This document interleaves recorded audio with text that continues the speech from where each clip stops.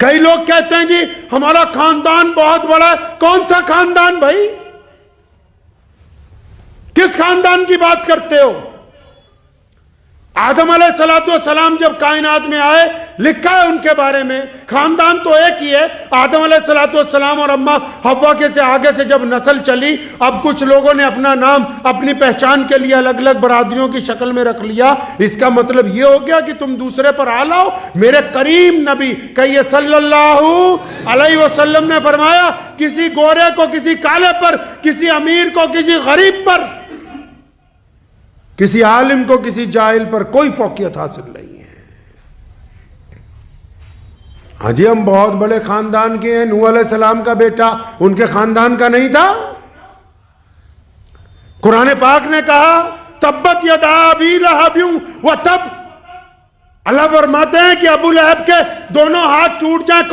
کون ہے ابو لہب؟ محمد رسول اللہ کا چچا لگتا ہے رشتے کے اندر. خاندان میں وہ ہے جس نے رسول اللہ کی روایتوں کو مانا، جس نے اللہ اور اس کے رسول کے حکم کو مانا. ورنہ جو لوگ کل تک اپنے آپ کو محمد رسول اللہ کے رشتہ دار بتاتے تھے، قرآن نے ان کے لیے وحی نازل کر دی کہ خبردار اگر تم میرے کریم رسول کے خلاف بولو گے تو اللہ تبارک و تعالیٰ کو تمہارا وجود اچھا نہیں لگتا ہے.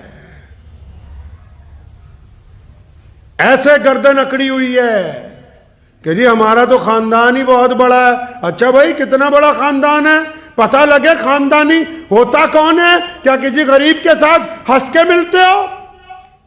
کیا کسی سڑک پر گرے ہوئے کو اٹھا کے اپنی گود میں بٹھا کے لے کے جاتے ہو؟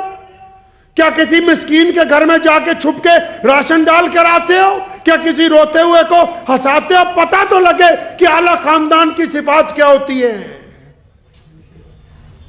جو عقل کے ساتھ لوگوں کو گالیاں دیتے ہوں، جو لوگوں کی بے عزتیاں کرتے ہوں، وہ کسی خاندان کے کوئی فرد کی حیثیت نہیں رکھتے. خاندانی وہ ہے جو محمد رسول اللہ کی سنت پر عمل کرتا ہو،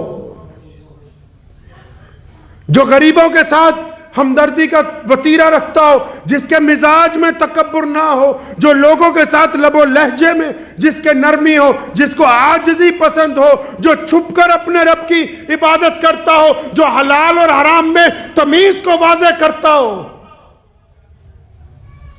کہ نہیں جی ہمیں تو بڑا غرور ہے، ہم فلاں کے، کوئی فلاں فلوں کا نہیں.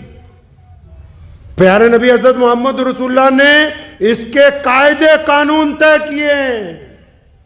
حکم ہوا ہے کہ تکبر کی اسلام میں کوئی جگہ نہیں، لیکن فرمایا ہاں اعمال کے لحاظ سے اللہ کے نزدیک اچھے بن سکتے ہو.